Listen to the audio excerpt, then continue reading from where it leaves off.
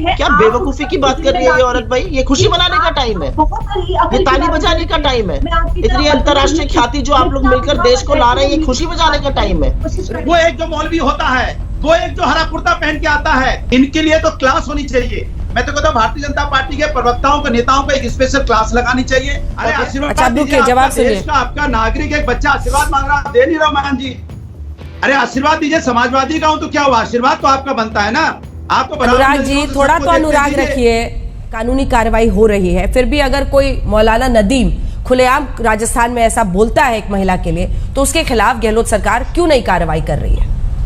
नहीं, बिल्कुल करना चाहिए। और मुझे लगता है गहलोत सरकार कार्रवाई से कभी पीछे रहती नहीं है, ना कभी पहले पीछे रही है, ना कभी आज पीछे रहेगी। अगर कार्रवाई बनती है, कार्रवाई होती है, बिल्कुल करेगी गहलोत सरकार अगर गलत करता है। मैं एक बंसल जी, आप इतना परेशान क्यों हो जाते हैं? शांत रहिए। मामला वहीं पहुंच गया ना सुप्रिया जी, एक सेकंड सुप्रिया जी, मामला वहीं पहुंच गया जहां से मैंने पहला सवाल किया था कि अपनों के लिए अलग नियम, वोट बैंक के लिए अलग नियम और दूसरों के लिए अलग नियम, जिसमें आप कहेंगे कि नहीं अरेस्ट करो, लेकिन यहाँ पर जब हो रहा है तो आप वोट बैंक की चिंता करते हुए कार्रवाई नहीं करेंगे।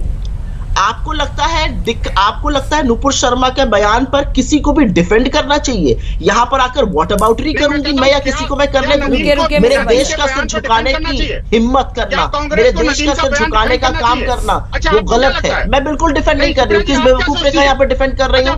कौन बेवकूफ ये कह रहा है यहाँ पे डिफेंड कर रही हूँ मैं? आपको कानूनी कार्रवाई तो पुलिस ही करेगी ना। अरे लेकिन सुप्रिया जी, कानूनी कार्रवाई तो पुलिस ही करेगी ना। अरेस्ट करना है कि नहीं करना है, या कांग्रेस पार्टी जाके अरेस्ट कर लेगी, या समाजवादी पार्टी जाके अरेस्ट कर लेगी? चाहिए।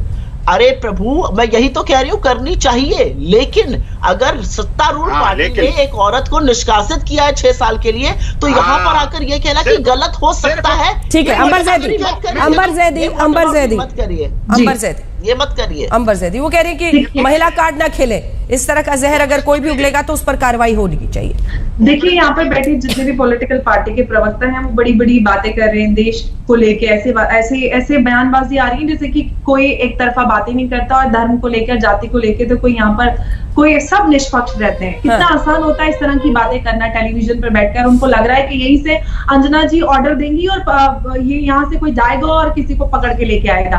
हम सब यहाँ पे बहस कर रहे हैं, एक सार्थक अगर डिबेट हो तो लोग, आज जो माहौल बना हुआ है देश में, तो लोगों पर गलत असर नहीं होगा। अगर सुप्रिया जी ये डिमांड करती है, कोई भी नूपुर ने जो कहा या जो कुछ भी हुआ, उस बयान का कोई भी समर्थन नहीं कर रहा। और जो पुलिस ने कार्रवाई की या उनकी पार्टी ने कार्रवाई की, उसको भी आप एक तरफ उसको भी कहती हैं कि भाई उन्होंने गलत किया तो कार्रवाई हुई, दूसरी तरफ कहती हैं कि भाई देखो कैसा हुआ। आप लोग इतनी खुशी मना रहे हैं देश की, जो अंतर्राष्ट्रीय स्तर पर जो अभी इस वक्त उंगली उठ रही है, आप लोग इतनी खुशी मना रहे हैं। विपक्ष तालियां बजा रहा है। सबकी बात करें, ये खुशी मनाने का टाइम है, इस जो समय खुशी मनाने का टाइम है। क्या बेवकूफी की बात कर रही है ये औरत भाई? ये खुशी मनाने का टाइम है, ये ताली बजाने का टाइम है। इतनी अंतर्राष्ट्रीय ख्याति जो आप लोग मिलकर देश को ला रहे हैं, ये खुशी बजाने का टाइम है। बेवकूफी की बात कर रही है आप। अब जिस तरह से क्या जबरदस्त बात कर सुप्रिया जी, रुके एक मिनट अंजना जी, ये बैठ के जो बदतमीजी से बात करें, आप मुझसे बढ़िया आप बदतमीजी कर सकते हैं, लेकिन मैं आपकी जैसे नहीं हूं। मैं आपकी भाषा में आपको जवाब नहीं दूंगी। मेरा देश और मेरा परिवार मुझे अपने से बड़ों से बदतमीजी करना सिखाता नहीं है, तो मैं आपके साथ बदतमीजी नहीं। आपको लगता है लोग ताली बजा रहे हैं देश में? ये खुशी की बात है। सुप्रिया जी रुके, सुप्रिया जी प्लीज, सुप्रिया जी ये गलत है। राजस्थान में देखिए, करौली से जो शुरुआत हुई, इन लोगों ने वहां पर तो कोई कार्रवाई नहीं की। वहां पर जब पीएफआई ने प्रशासन को कहा कि आप रूट चेंज करवा दीजिए, तब कोई प्रिवेंटिव मेजर नहीं लिया जाता। इनकी पार्टी ने एफसीआर एक्ट बनाया 2010 में, वहां से फंडिंग होती है, फॉरेन फंडिंग होती है, जो है उसमें कोई बात नहीं करता। यहाँ पे बैठ के सब मीठी गोलियां बनाएंगे और बड़े भाषण देंगे कि देखो जी ऐसा होना चाहिए, वैसा होना चाहिए। जो फसाद की जड़ है उस पे आप वार कीजिए ना।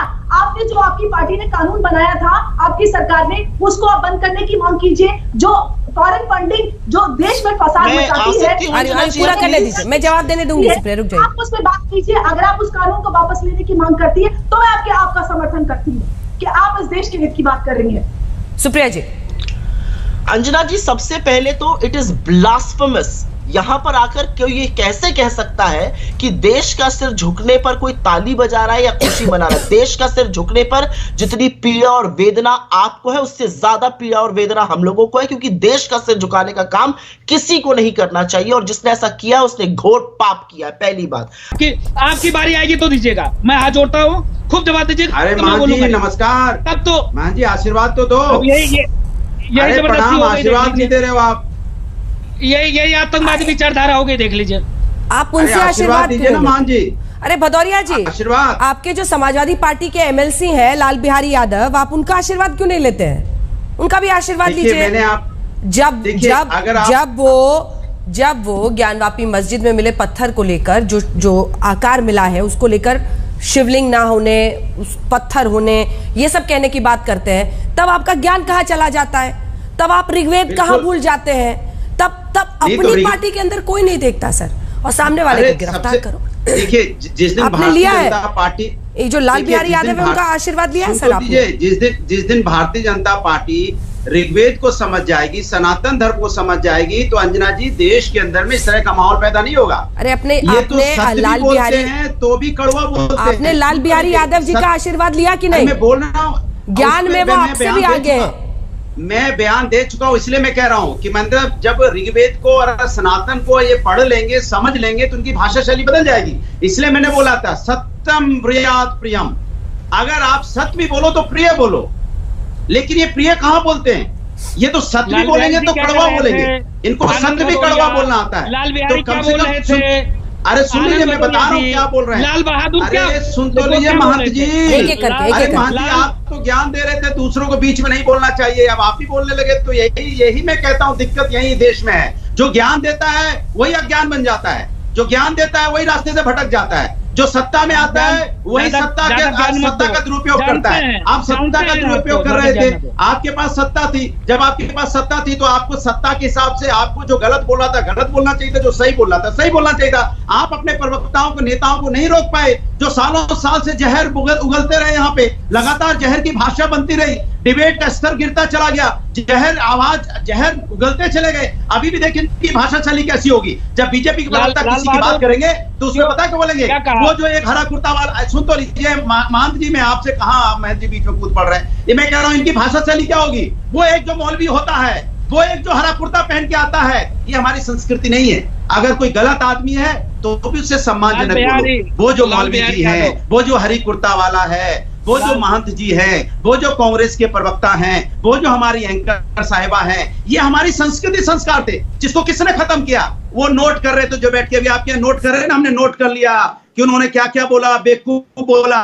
और इनकी भाषा शैली देखिए, वो इनकी भाषा शैली अगर आप इनकी डिबेट उठा के देख लीजिए, था, ते, तू, ता के अलावा कुछ बोलते ही नहीं है। तो ये भाषा शैली कहां से खत्म हुई देश के अंदर में? भारतीय जनता पार्टी ने को मानती नहीं है। इनसे पूछे संस्कृति संस्कार कहां से सीखेंगे? इनके लिए तो क्लास होनी चाहिए। मैं तो कहता हूं भारतीय जनता पार्टी के प्रवक्ताओं को, नेताओं को एक स्पेशल क्लास लगानी चाहिए, और देश के प्रधानमंत्री जी को आके बोलना चाहिए कि ये जो प्रवक्ता है हमारे भारतीय जनता पार्टी के नेता हैं, इनकी भाषा शैली सुधरे। कम से कम वो आके जब बोलेंगे, इनको ज्ञान देंगे, तो शायद इनका दिमाग कुछ खुले। वरना ये नहीं संभलने वाले, ये सिर्फ जहर उगलते हैं, समाज के अंदर में नफरत फैलाने की क्लास में